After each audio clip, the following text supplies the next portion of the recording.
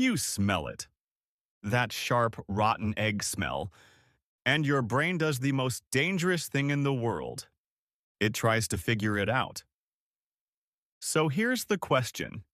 If you smell gas in your home, do you know what to do in the next 30 seconds without making it worse? Because in this situation, the first mistake isn't panic. It's curiosity. Gas leaks aren't rare movie problems. A loose stove connection, a bumped heater line, a pilot light issue, a faulty regulator. It happens in normal homes, on normal days. And the scary part is this. A dangerous gas buildup doesn't need a dramatic explosion trigger. Sometimes it just needs you. One tiny spark, one click, one switch, one screen lighting up. So let's run it like a real scenario. You're in your kitchen. You smell gas. Right now, you have about 30 seconds to make the safest choice. And most people make the same first move. They reach for a light switch. They check the stove. They grab their phone. They just take a quick look. That quick look is where things go wrong. Here's the countdown logic. Natural gas and propane are fuels. They mix with air. In the right range, that mix can ignite. And the ignition source doesn't have to be a flame. It can be a tiny electrical spark you don't even notice. Light switches can spark internally. Doorbells can spark. Thermostats can spark. Even turning something off can spark. And yes, phones can be a risk too, especially if you're in a concentrated pocket of gas. So the first rule is brutally simple. Don't create a spark. Not be careful. Not try your best. Just don't. Now, the next question people ask is, okay, but what if it's just a faint smell? Treat faint as real. Because your nose is not a gas meter. Some days you smell it stronger. Some days you don't.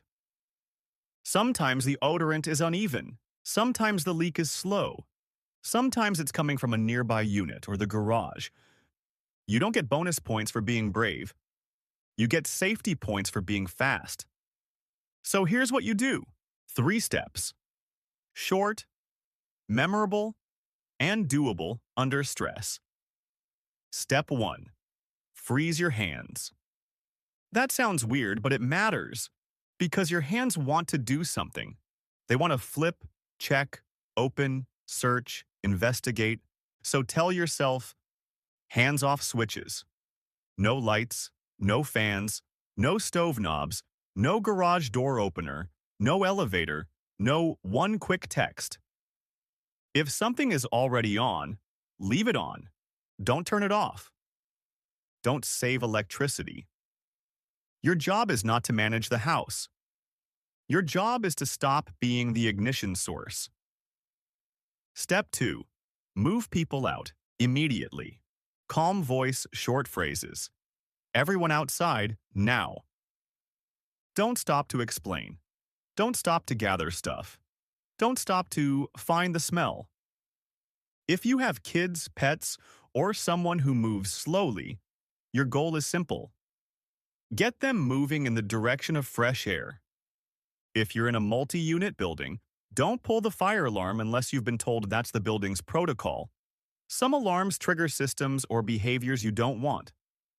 Just get your household out and warn neighbors from outside if needed. And here's a key detail. Use the nearest safe exit. Avoid the basement. Avoid enclosed stairwells if they smell strongly. If you smell it strongest near a door, use another door. If the smell is extreme, like it hits you in the face, hold your breath briefly and move faster. Step 3. Call from outside, not inside. Outside. Away from the building. Then call your gas company's emergency line or local emergency services. If you're unsure which to call first, emergency services is fine. Tell them one sentence. I smell gas in my home. We evacuated. Please send help. That's it. They'll ask questions. Answer them. But don't go back inside because you think it's probably nothing. Now let's talk about the part that surprises people. The twist. Most instincts say, open the windows, ventilate, air it out. Sometimes that's okay, but only if you can do it without doing the dangerous thing. And the dangerous thing is this. People rush to air it out by turning on a fan, or flipping a vent hood, or switching on lights so they can see. Or they go searching room to room. Ventilation is not the first move. Evacuation is. If you are already heading out and a window is right there and you can open it without touching any switches and it doesn't delay you, fine. Open it.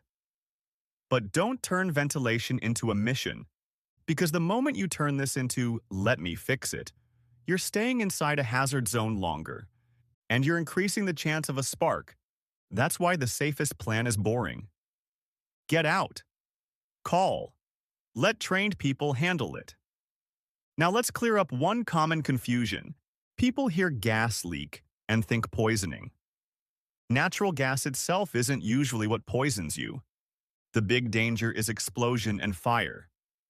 But gas can displace oxygen in a confined space, and that can make you dizzy or weak. If you feel lightheaded, don't push through. That's your body saying, leave now. And another important detail. If you smell gas and you're tempted to check the basement, don't. Basements can trap gas. Low areas can concentrate it. And the moment you walk into a pocket of it, you're in the worst-case scenario. So let's get practical. What does smell gas actually smell like? Often it's described as rotten eggs or sulfur. That smell is added on purpose so you can detect leaks. If you're smelling something like sewer gas, that can also smell sulfurish. But here's the rule. If you can't tell which one it is in the moment, treat it as a gas leak until proven otherwise. Sewer smells are unpleasant. Gas leaks can turn one tiny spark into a disaster. So your decision should never be, is this really gas?